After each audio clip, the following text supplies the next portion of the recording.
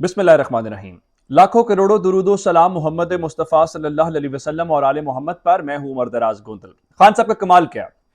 खान साहब का कमाल यह है कि वो अपने मुखालिफों को या जो भी उनसे कोशिश करता है टकराने की, खान साहब उसको थका थका के मारते हैं। और ये काम अब खान साहब ने फिर से शुरू कर दिया। और खान साहब ने आर्मी चीफ वाले मामले के ऊपर सबसे ज्यादा आवाज उठाई। और पाकिस्तान की तारीख में कभी ऐसा नहीं हुआ कि इतनी इस चीज के ऊपर इशू हुआ हो। खान साहब ने आज वाज़ेह अंदाज में कहा कि हमारा प्रॉब्लम किसी जनरल के ऊपर नहीं है जिस जनरल ने लगना है, हमारा प्रॉब्लम लगाने वालों के साथ है कि वो डिस्क्वालिफाइड हैं ये फैसला करने के हवाले से। लेकिन खान साहब ने आज एक बहुत बड़ा कार्ड फेंका है। चूंकि खान साहब कह रहे थे कि हम अदालत भी जाएंगे, खान साहब कह रहे थे कि हमें काबिल कबूल भी नहीं होगा, फिर खान साहब ने यह भी बताया कि हमें यह बता दिया गया है कि जिसके ऊपर आपको इतराज है हम उसको नहीं लगाएंगे। अब आज लाहौर के अंदर खान साहब कुछ सहाफियों से मिले, जिसमें दुनिया न्यूज के deputy bureau chief Hasan Raza, बड़े यंग जर्नलिस्ट हैं, वो भी मौजूद थे, अतर काजमी साहब थे, दीगर तमाम जर्नलिस्ट वहां पे मौजूद थे। वहां पे खान साहब ने उनसे बातचीत की और उस बातचीत के हवाले से उनका, देखें आर्मी चीफ वाले मामले के ऊपर हम पीछे हट के बैठ गए। अब हमने बैठ के, उसकी वजह क्या है? उसकी वजह यह है कि जीएचक्यू और हुकूमत के दरमियान चीजें उतनी आसानी से होती हुई नजर नहीं आ रही। मसलन मैंने आपको आज खबर दिन में दी और मैंने आपको बताया कि उनके तर्जुमान अंसार अब्बासी कह रहे हैं कि 20 के करीब तकर्रुरी हो जाएगी। चलें, 20 से 2 दिन बाद आगे चली गई है। हामिद मीर ये कहते हैं कि नहीं, 21 या 22 नवंबर की तारीख के आसपास ये काम हो जाएगा, यानी हर गुजरता दिन आगे जा रहा है। फिर आज दुनिया न्यूज ने खबर ब्रेक की, जो हमने आपको खबर दी थी कि आर्मी चीफ के हवाले से जो हम एक्ट है, जिसको हम आर्मी एक्ट 1952 कहते हैं, गवर्नमेंट उसके अंदर अमेंडमेंट करने जा रही है। जहां पे रीअपॉइंटमेंट का लफ्ज है, वहां पे रिटेंशन, रिटेन या बरकरार रहने का लफ्ज इस्तेमाल किया जा रहा है। आज हुकूमत ने कहा, देखें ये जो मौजूदा चीफ की जगह अगले चीफ आएंगे वो हम पुराने कवायदो जवाबित के जरिए ही करेंगे, लेकिन हम ये मुस्तकबिल के लिए, क्योंकि ये जिसके अंदर मौलाना फजल रहमान के साहबजादे हैं और इसहाक डार साहब हैं, जो काबीना की मातहत कमेटी है जिन्होंने इसको ओके करना है, फिलहाल वो देख रहे हैं, लेकिन ये लॉन्ग टर्म प्रोसेस है। खान साहब ये कह रहे हैं कि अब इन्होंने जो कुछ करना है वो कर लें और हम जरा पीछे बैठे हुए हैं। खान साहब ने एक गुब्बारे से और हवा निकाल दी है, वो ये है कल से तोशा खाना वाला मामला। एक तो बताया गया जी कोई नायाब घड़ी है, अब वहां पे बताया गया है कि वो जो घड़ी बेचने वाली हैं वो खुद से बता रहे हैं कि मार्केट के अंदर हमने बेची इतने पैसों की, तो ये कोई नायाब घड़ी नहीं है जिसको आप ये कह लें कि दुनिया में एक ही पीस बना है, बिल्कुल भी नहीं। इंस्टा की वो पोस्ट उनकी वायरल हुई है इस कंपनी की, और उसके बाद सरकारी तौर पे जो कीमत इसकी लगाई गई वो भी सामने आ गया, जो खुद गवर्नमेंट ने तय की कि जनाब ये कीमत है। इमरान खान ने कहा जी ठीक है, ये मेरा इस्तेकाक है। और कमाल ये होता है कि अगर आप खुद मिसाल के तौर पे अगर सदर को तोहफा मिलता है और सदर तोहफा नहीं खरीदते, जो उनको कानून इजाजत देता है कि आप पहले 25% था, तहरीक इंसाफ ने उसको बढ़ाकर 50% किया, तो उसकी भी थोड़े अरसे के बाद ऑक्शन या नीलामी हो जाती है। खान साहब ने इस गुब्बारे से हवा कैसे निकाली है?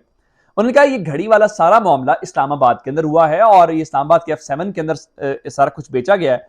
और उसके बाद एक पुरानी ट्वीट तलत हुसैन की घूम रही है, जिसमें तलत हुसैन ने अपनी जानिब से खबर ब्रेक की और कहा कि देखें इस्लामाबाद के ये ताजिर हैं, इनको इमरान खान ने बेची है। तो इसका मतलब ये है कि इमरान खान ने जो घड़ी बेची उस घड़ी को आगे खरीद के ये सारा खेल खेला गया, पहली बात। दूसरी बात यह है कि वो कंपनी खुद कह रही है कि हम इस तरह की घड़ी बेचते हैं, तो आप कोई भी घड़ी खरीद सकते हैं। और उसके बाद अब आपने फरागोगी का सारा कुछ किया, तो तहरीक इंसाफ कह रही है कि चलिए फरागोगी आपसे मुलाकात के लिए आई है, आप कह रहे हैं चलें आपको पैसे गिनने की वीडियो बना रहे हैं दिखा दें, चलें आप कह रहे हैं जी रूम के अंदर तो वीडियो नहीं बनती, तो आपके घर के अंदर उसके एंटर होने की या घर से बाहर निकलने की तो कोई सीसीटीवी फुटेज होगी। आप इतने अमीर आदमी हैं, और आप इतने अमीर आदमी हैं कि आप अदालत में अपनी बेटियों के मुतालिक कहते हैं कि मैं 10 लाख इनको खर्चा नहीं दे सकता, मैं इतना गरीब आदमी हूं, लेकिन आप वहां पे कहते हैं कि आप अरब और खरब पति हैं, आपके पास मिलियंस ऑफ डॉलर्स हैं, लेकिन बेटी को 10 लाख का खर्चा नहीं दे, तो ये काम नहीं चल सकता। अब खान साहब ने यहां भी किया। फिर खान साहब थोड़ा सा आगे बढ़े और ये कहा कि देखें इनफ इज इनफ, बस बहुत हो गया। और उन्होंने कहा कि जियो चैनल, शाहजेब खानजादा और उमर जहूर के खिलाफ हम कानूनी कार्रवाई करेंगे और मैं लीगल प्रोसीडिंग्स का इरादा रखता हूं। कैसे? उन्होंने ये कहा कि जियो के खिलाफ लंदन में, शाहजेब के खिलाफ लंदन में और उमर जहूर के खिलाफ दुबई में हम कार्रवाई करेंगे।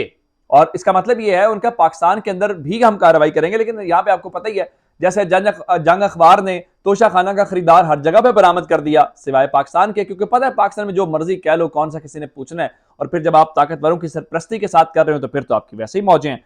अब जरा अंदाजा इस बात से करें कि घड़ी वाला मामला कितना मौसर है कि गरीदा फारूकी जैसे लोग क्या कह रहे हैं। गरीदा फारूकी भी अगर हिम्मत हार गई हैं और वो कह रही हैं कि ये मामला इमरान खान को कोई फर्क नहीं डाल सकता, तो मैं आपके सामने रखना चाहता हूं। उन्होंने कहा कि घड़ी का मामला अखलाकी एतबार से ज्यादा काबिल तनकीद हो सकता है, लेकिन महज इसे बुनियाद बनाकर इमरान खान के खिलाफ करप्शन का पैमाना मुकर्रर करना बचगाना अमल है। यह बहुत छोटा मामला है और इसे फरोई इल्जामात से हुकूमत इमरान खान को लाख कोशिश के बावजूद ताहाल अवामी इमेज में करप्ट करार नहीं दे पाई।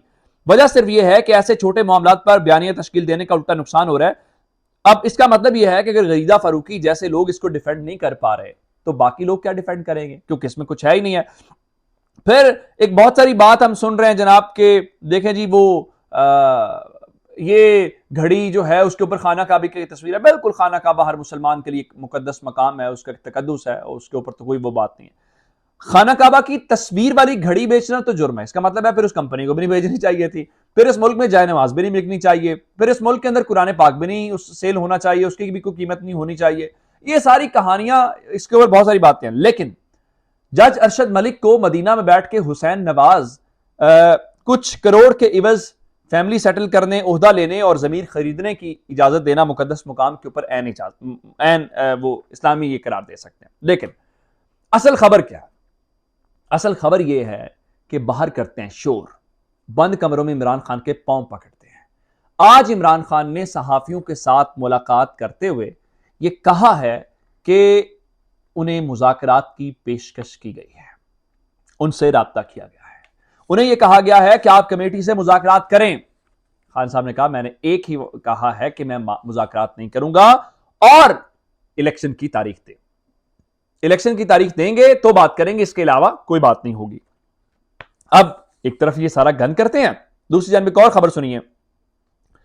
फजलुर रहमान कहते हैं जी इमरान खान के लॉन्ग मार्च के पीछे बैरूनी फंडिंग है और हमने अगर अवाम को कॉल दी तो इमरान खान को पिंडी में दाखिल होने का रास्ता नहीं मिलेगा। मौलाना साहब दे लें कॉल, ये आपने दी थी इमरान खान की हुकूमत के दौर में भी, कुछ नहीं बिगाड़ लिया था आपने।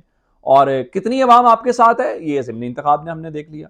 अगर नहीं है तो कराची में इलेक्शन करवा लें। और कराची के इलेक्शन के हवाले से खबर ये सुन लें कि इलेक्शन कमीशन ऑफ पाकिस्तान ने कल फैसला महफूज किया था और कहा था कि हम पंजाब से नफरी मंगवा लेते हैं।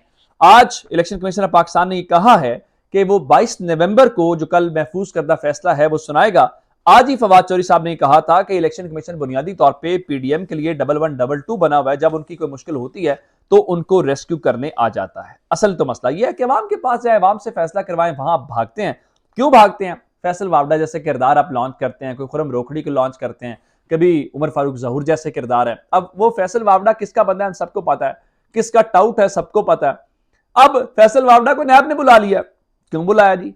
अथॉरिटी के गलत इस्तेमाल पे, इख्तियारात के गलत इस्तेमाल के ऊपर नैब ने फैसल वावडा को 17 नवंबर 2 बजे दिन इस्लामाबाद तलब किया है। और ये भला क्यों किया जा रहा है? अवाम को मामू बनाने के लिए, अवाम को बेवकूफ समझते हैं।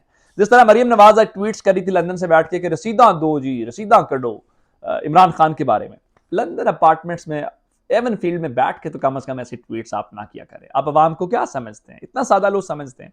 नहीं चलेगा अब आपका ये मंजन, ये अब नहीं बिकेगा। तो असल मसला है ये, अवाम को समझते हैं जो हम मंजन बेचना चाहिए ये बिक जाए। एक खबर अरशद शरीफ साहब के मतलब, चूंकि वो हम साथ साथ कवर करते हैं, अरशद शरीफ साहब की वालिदा ने सुप्रीम कोर्ट को खत लिखा है और ये जो नाम नेहाद किस्म की तहकीकात हो रही हैं, जिसमें अभी हाल ही में आपने देखा फैसल वावडा को और मुराद सईद को तलब किया गया, उन्होंने उससे ला ताल्लुकी का ऐलान कर दिया। उनका मेरे इल्म में कोई नहीं है और तहकीकात किसी तौर पर मुझे नहीं पता क्या कर रहे हैं। तो ये भी मंजन नहीं बिक रहा। अपना बहुत सारा ख्याल रखिएगा। खुदा हाफिज़।